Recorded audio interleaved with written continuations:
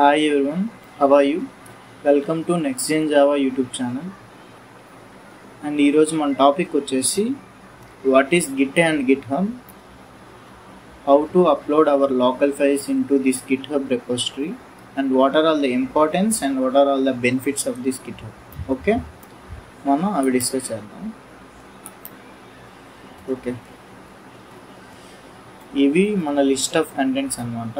What is Git, what is GitHub and importance of the GitHub and how to upload hour local files into this GitHub. అంటే మన సిస్టంలో ఉండేటటువంటి local ఫైల్స్ని మనం ఈ GitHub రెస్పాజిటరీలో ఎట్లా మనం అప్లోడ్ చేయాలి అనేది నేను చూపిస్తాను. ఇది మీరు చూస్తే మాత్రం ఒక బేసిక్ ఐడియా అనేది వస్తుంది గిట్హబ్లో.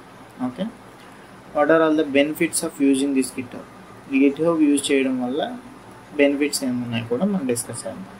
ఓకే, ఇది పార్ట్ 1 అనమాట. పార్ట్ 1లో జస్ట్ మనం ఒక బేసిక్ గిట్హబ్ అంటే ఏంటో తెలుసుకుంటాం, అట్లాగే ఫైల్స్ అనేవి ఎట్లా అప్లోడ్ చేయాలో తెలుసుకుంటాం. నెక్స్ట్ పార్ట్ 2కి వచ్చేసరికి కొంచెం ఇన్డెప్త్గా అలా అప్లోడ్ చేసుకున్న ఫైల్స్ని ఎట్లా మనం పుల్ చేసుకోవాలి, ఎట్లా తీసుకోవాలి, ఎట్లా దాన్ని యూటిలైజ్ చేసుకోవాలి అనేది మొత్తం మనం డిస్కస్ చేద్దాం పార్ట్ 2లో. Okay, coming to the point, what is Git. మన ఫస్ట్ లిస్ట్ ఆఫ్ కంటెంట్ ఏంటి, వాట్ ఈస్ గిట్. గిట్ అంటే ఏం లేదనమాట, Git is a version control system. Simple. ఎవరైనా గిట్ అంటే ఏంటని అడిగితే వెర్షన్ కంట్రోల్ సిస్టమ్ అని చెప్పండి. వెర్షన్ కంట్రోల్ సిస్టమ్ అంటే ఏంటి, సపోజ్ ఒక ఆండ్రాయిడ్ సిస్టమ్ తీసుకుందాం. ఆండ్రాయిడ్ సిస్టంలో వాళ్ళు వెర్షన్స్ అనేవి పెంచుకుంటూ పోతారు. ఎట్లా V1, V2, V3, V4, V5 అట్లా పెంచుకుంటూ పోతారు. ఎందుకు పెంచుకుంటూ పోతారు, ఫస్ట్ ఒక వెర్షన్ అనేది వాళ్ళు డిజైన్ చేస్తారు, అర్థమైందా. అందులో అప్డేట్స్, చేంజెస్ అనేవి డే బై డే వాళ్ళు చేస్తూనే ఉంటారు. చేస్తున్నప్పుడల్లా ఆ వెర్షన్స్ అనేవి అప్డేట్ చేసుకుంటారు అనమాట. ఇప్పుడు ఈ ఓల్డ్ వెర్షన్ మీద కొన్ని అప్డేట్స్, చేంజెస్ చేస్తే దాన్ని ఇంకో వెర్షన్గా కన్సిడర్ చేస్తారు. ఫస్ట్ V1 అనేది ఒక వెర్షన్ అయితే నెక్స్ట్ V2 అనేది ఒక వెర్షన్, అట్లా అనేది వాళ్ళు డిజైన్ చేసుకుంటూ పోతారు. అట్లా పాస్ట్ వెర్షన్స్ కూడా రన్నింగ్లో ఉంటాయి, ప్రెజెంట్ వెర్షన్స్ కూడా రన్నింగ్లో ఉంటాయి. అలాగే గిట్హబ్ కూడా, ఈ గిట్ అనేది కూడా అట్లానే. గిట్ కూడా వెర్షన్స్ అనేవి కంట్రోల్లో పెట్టుకుంటుంది. నువ్వు పాస్ట్లో ఒక కోడ్ రాసావు అనుకో, ఆ కోడ్లో నువ్వు కొన్ని చేంజెస్ చేశాక నువ్వు ఏదైతే చేంజెస్ చేసావో ఆ కోడ్ను కూడా ఇది క్యాప్చర్ చేస్తుంది. అలాగే పాస్ట్లో నువ్వు ఒక కోడ్ని అనేది అప్లోడ్ చేసావు కదా, ఆ కోడ్ కూడా అట్లానే ఉంటుంది అనమాట. నువ్వు ఇట్లా ఎన్ని అప్డేట్స్ చేస్తే అట్లా వెర్షన్స్ మాదిరి అది అట్లా క్యాప్చర్ చేసుకుంటూనే ఉంటుంది. అది గిట్ అనమాట, అర్థమైందా. Next, what is GitHub. ఇది మనకి మెయిన్. గిట్హబ్ అంటే ఏంటి, గిట్హబ్ అనేది ఒక క్లౌడ్ బేస్డ్ హోస్టింగ్ సర్వీస్. అంటే ఇది ఒక క్లౌడ్ సర్వీస్ అనమాట, ఒక పబ్లిక్ క్లౌడ్ సర్వీస్. అంటే ఇందులో మనం మన ఫైల్స్ అనేవి చాలా సెక్యూర్డ్గా మనం స్టోర్ చేసుకోవచ్చు. ఓకే, ఇదిగోండి ఇక్కడ ఇచ్చాడు, థింక్ ఆఫ్ గూగుల్ డ్రైవ్. ఇప్పుడు గూగుల్ డ్రైవ్లో మనం ఎట్లయితే వర్డ్ డాక్స్ అనేది అప్లోడ్ చేసి పెట్టుకుంటాం. ఇప్పుడు మన కాలేజ్లో ఎవరైనా కొంచెం ఇన్ఫర్మేషన్ అనేది ఒక క్లాస్లో నింపాలంటే ఎవరో ఒకరు ఒక గూగుల్ డ్రైవ్ లింక్ పోస్ట్ చేస్తే అందులో వాళ్ళ వర్డ్ డాక్స్ అనేది సేవ్ చేసి ఉంటే ఎవరి డీటెయిల్స్ వాళ్ళు నింపితే అన్ని టైం తక్కువలో స్ట్రెస్ అనేది ఏం లేకుండా ఫ్రీగా అనేది అందరి డీటెయిల్స్ అనేది ఆ వర్డ్ డాక్స్లో సేవ్ అయిపోతుంది. అట్లాగే గిట్హబ్ కూడా ఒక రిపోజిటరీ అనేది మనం క్రియేట్ చేస్తే ఆ రిపోజిటరీని ఎంతమంది అయినా యాక్సెస్ చేసుకొని వాళ్ళ చేంజెస్ అనేవి ఆ రిపోజిటరీలోనే చేయొచ్చు అన్నమాట. ఇప్పుడు makes code sharing easy. Second point ఏంటి, కోడ్ అనేది చాలా ఈజీగా షేర్ చేసుకోవచ్చు. అట్లా ఇప్పుడు నువ్వు ఒక రిపోజిటరీ అనేది క్రియేట్ చేస్తావు గిట్హబ్లో, ఓకేనా. ఆ రిపోజిటరీలో నువ్వు ఫైల్స్ అనేవి ఒక కోడ్ రాస్తావు. ఒక ప్రాజెక్ట్ చేసేటప్పుడు, సపోజ్ ఒక ఫ్రంట్ ఎండ్ ప్రాజెక్ట్ చేసేటప్పుడు HTML, CSS, జావాస్క్రిప్ట్ ఈ కోడ్లన్నీ రాస్తావు. ఈ కోడ్లు ఫైల్స్ అన్నీ తీసుకెళ్ళి ఒక ఫోల్డర్లో ఉంటాయి కదా, ఆ ఫోల్డర్ తీసుకెళ్ళి నువ్వు గిట్హబ్ రిపోజిటరీలో అనేది స్టోర్ చేస్తావు.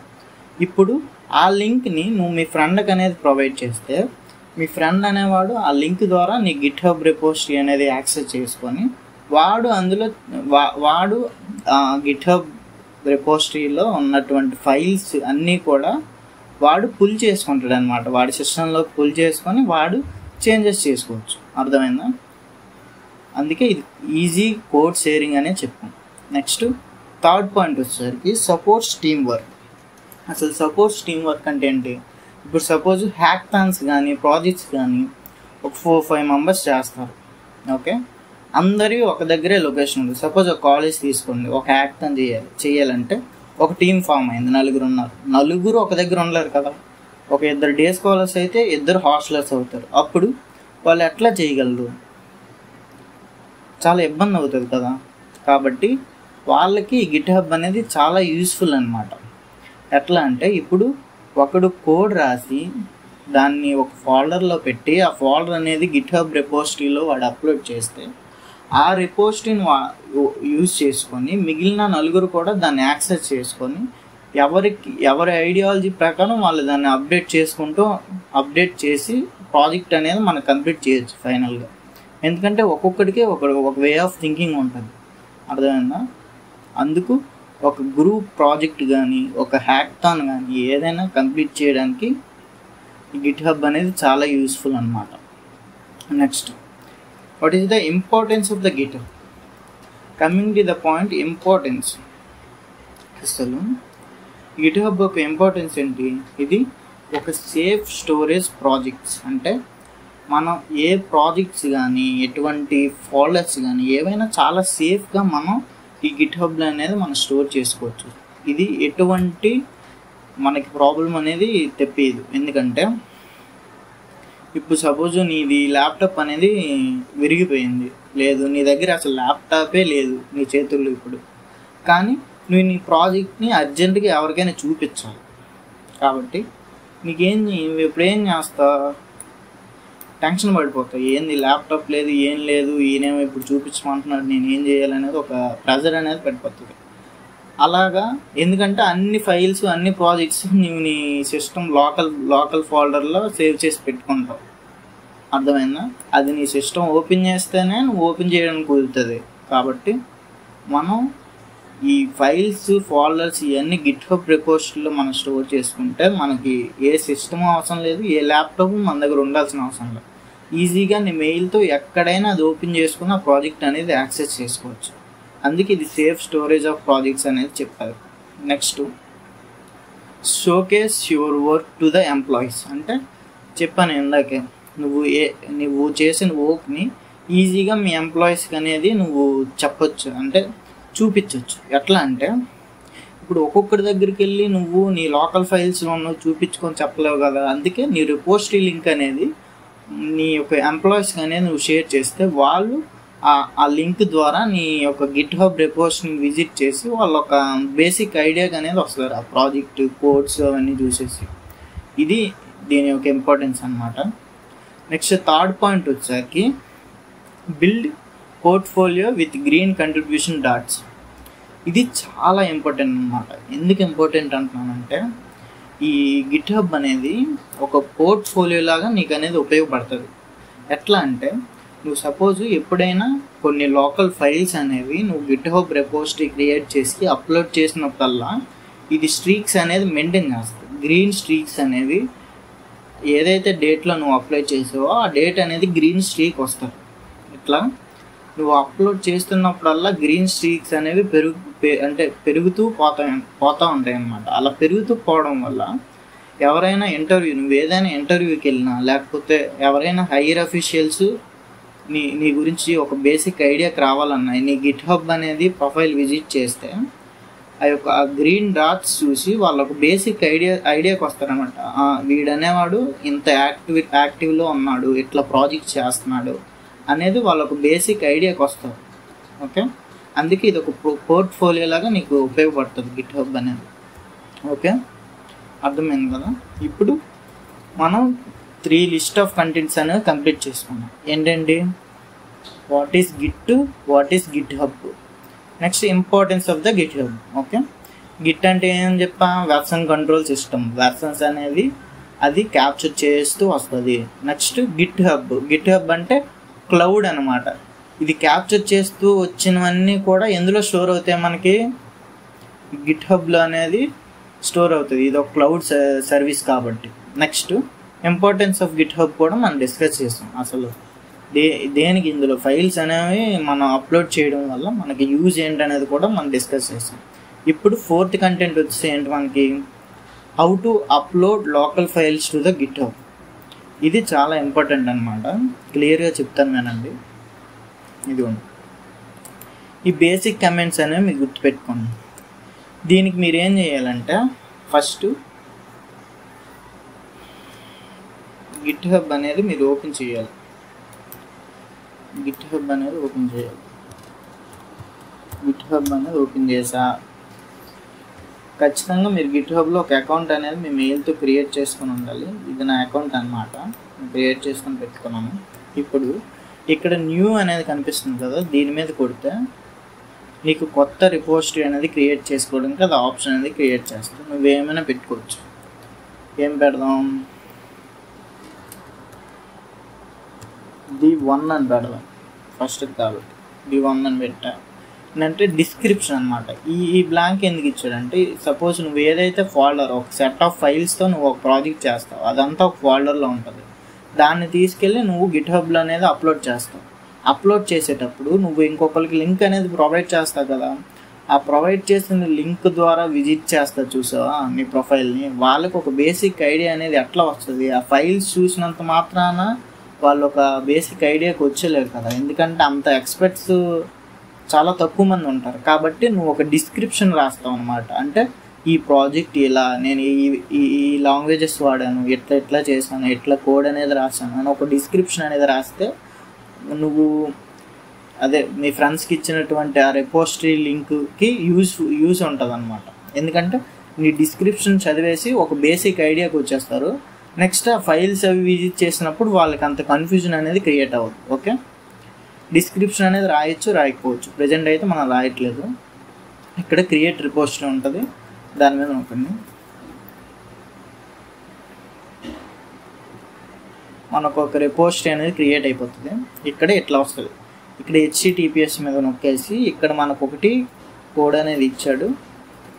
అదే కోడ్ మీన్స్ ఒక లింక్ అనేది ప్రొవైడ్ చేశాడు, దాన్ని కాపీ చేసి పెట్టుకోండి. అది ఎప్పుడు యూజ్ చేయాలో నేను చెప్తాను. ఇప్పుడు గిట్హబ్ అనేది గిట్హబ్లో ఒక అకౌంట్ క్రియేట్ చేసావు, అకౌంట్లో ఒక రిపోజిటరీ ఓపెన్ చేసావు, అయిపోయింది. ఇది గిట్హబ్. నెక్స్ట్ మనం గిట్ అనేది ఇన్స్టాల్ చేసుకోవాలి. అర్థమైందా? మీరు గిట్ అనేది బ్రౌజర్లో గిట్ అని కొట్టేసి గిట్ డౌన్లోడ్ చెప్పేసి, విండోస్ అయితే విండోస్, మ్యాక్ అయితే మ్యాక్, అట్లాగా గిట్ అనేది డౌన్లోడ్ చేసుకోండి. ఫైనల్గా మీరు డౌన్లోడ్ చేసుకున్న తర్వాత గిట్ అనేది ఇట్లా ఓపెన్ అవుతుంది అనమాట మీకు. అర్థమైందా? నెక్స్ట్ గిట్ అనేది అలా ఓపెన్ అయిన తర్వాత ఈ ప్రాసెసింగ్ కమెంట్స్ ఒక్కొక్కటి టైప్ చేసి ఎంటర్ చేస్తుంటే అట్లా అప్లోడ్ అయిపోతాయి. ఆ తర్వాత మీకు ఇట్లా చూపిస్తుంది అనమాట. ఇట్లా వస్తుంది. ఇట్లా వచ్చిన తర్వాత మీరు రీఫ్రెష్ చేసుకుంటే మీకు ఇట్లా ఫైల్స్ అన్నీ కూడా రిపోజిటరీలోకి అప్లోడ్ అయిపోతాయి అన్నమాట. ఓకేనా? ఎక్కడైనా చిన్న చిన్న మిస్టేక్లు వస్తే 1-2 సార్లు ఇక్కడ ఇచ్చిన మనం ఇక్కడ పీపీటీలో మెన్షన్ చేసాం కమెంట్స్. ఇదిగోండి, ఈ కమెంట్స్ అన్ని జాగ్రత్తగా చూసుకొని ఒక 6 కమెంట్స్ ఉంటాయి. ఆ 6 కమెంట్స్ కూడా మీరు చక్కగా ఎట్లా ఉంటే అట్లా స్పెల్లింగ్ మిస్టేక్స్ లేకుండా మీరు టైప్ చేస్తే ఖచ్చితంగా ఎగ్జిక్యూట్ అనేది అవుతుంది అన్నమాట. ఓకే, ఈ 5 స్టెప్స్ అనేవి జాగ్రత్తగా ఫాలో అవ్వండి. మీ లోకల్ ఫైల్స్ అనేవి అప్లోడ్ అయిపోతాయి అన్నమాట రిపోజిటరీ. అప్లోడ్ అయిన తర్వాత మీరు కామన్ అన్నమాట, మీ లింక్ అనేది మీ ఫ్రెండ్స్కి అనేది షేర్ చేశారంటే ఆ రిపోజిటరీ వాడు దాన్ని యాక్సెస్ చేసుకుంటారు. ఇప్పుడు ఫైనల్గా మనం లిస్ట్ ఆఫ్ కంటెంట్స్లో 4th కంటెంట్ కూడా కంప్లీట్ చేస్తాం. మన లోకల్ ఫైల్స్ని గిట్హబ్ రిపోజిటరీలో అప్లోడ్ చేసేసాం. నెక్స్ట్ 5th వన్ ఏంటి, benefits of using this GitHub. అసలు గిట్హబ్ యొక్క బెనిఫిట్స్ ఏంటనేది డిస్కస్ చేద్దాం. ఒక 4 పాయింట్లు. అవి ఏంటంటే backup of your code in the cloud. నేను ముందే చెప్పాను ఒక వెర్షన్ కంట్రోల్ ఇది అని చెప్పేసి. అంటే మన కోడ్కి అనేది బ్యాకప్ ఉంటుంది. మన పెన్ డ్రైవ్ లాస్ అయిపోయినా, మన కంప్యూటర్ చిరిగిపోయినా, మన ల్యాప్టాప్ పగిలిపోయినా మనకేం ప్రాబ్లం ఉండదు. ఇది ఒక పబ్లిక్ క్లౌడ్ బేస్డ్ సర్వీస్ అన్నమాట. అంటే మన మెయిల్ ఉంటే సరిపోతుంది అన్నమాట. Work with team for anywhere. ముందే చెప్పాను, నేను మెన్షన్ చేసి ఇంపార్టెన్స్లో చెప్పాను. నువ్వు ఇప్పుడు చెన్నైలో ఒకడు ఉండి, ఆంధ్రాలో ఒకడు ఉండి, ఇద్దరు పక్కన కూర్చి చేయలేకపోయారని ఫీల్ అవ్వలేదు. ఎందుకంటే ఇట్స్ ఏ టీమ్ వర్క్ అనేది. ఇది ప్లాట్ఫామ్ అనమాట టీమ్ వర్క్కి. ఎట్లా అంటే మీకు చెప్పా, ఇలా రిపోజిటరీ క్రియేట్ చేసుకుని ఫైల్ అప్లోడ్ చేసుకుంటే ఎవరైనా యాక్సెస్ చేసుకొని ఒక టీమ్ కంట్రిబ్యూషన్తో ఆ ప్రాజెక్ట్ అనేది కంప్లీట్ చేయొచ్చు అనమాట. నెక్స్ట్ థర్డ్ పాయింట్ వచ్చేసి learn from open source projects. అంటే ఏం లేదు, you can check how apps like VS Code build by exploring the public GitHub repository. అంటే ఇప్పుడు ఓపెన్ సోర్స్ ప్రాజెక్ట్స్ ఉంటాయి చూసే, ఏవైతే VS Codeలో అవి ఇవి చేస్తాం, VS Codeలో ఐడిఏ అంటారు. ఐడిఏ యాప్స్లో నువ్వు చేసిన ప్రాజెక్ట్స్ అన్నీ కూడా గిట్హబ్లో మనం రిపోజిటరీలో పెడతాం. అట్లాగే మనలాగా చాలామంది పెడతారు. అవన్నీ కూడా కొన్ని ఓపెన్ సోర్స్లో పెడతారనమాట. ఓపెన్ సోర్స్లో మనం అక్కడ సెట్ చేసుకొని ఆ ఫైల్స్ అనేవి మనం VS Codeలో కానీ ఏదైనా ఐడిలోకి మనం పుల్ చేసుకొని మనం ప్రాక్టీస్ చేసి ఒక అనలైజ్ చేయొచ్చు అనమాట ప్రాజెక్ట్స్ని. అదొక బెనిఫిట్ అనేది ఉంది. నెక్స్ట్ ఏంటంటే build a professional coding profile.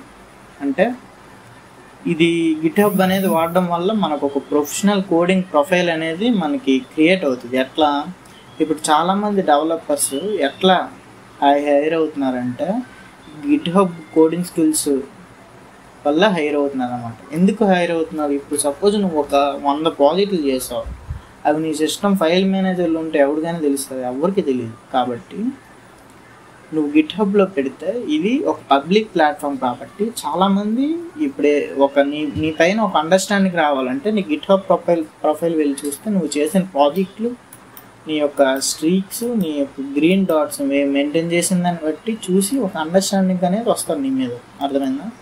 These are all the benefits. Okay, ఫైనల్గా మనం 5 ఎలిమెంట్స్ అన్నీ కూడా కంప్లీట్ చేసుకున్నాం.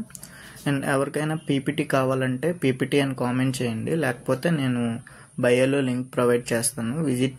ఛానల్ విజిట్ చేసి లింక్ క్లిక్ చేసి డౌన్లోడ్ చేసుకోండి. And thank you. కంటెంట్ నచ్చినట్టయితే లైక్ చేసి షేర్ చేయండి, అలాగే సబ్స్క్రైబ్ కూడా చేసుకోండి. Thank you.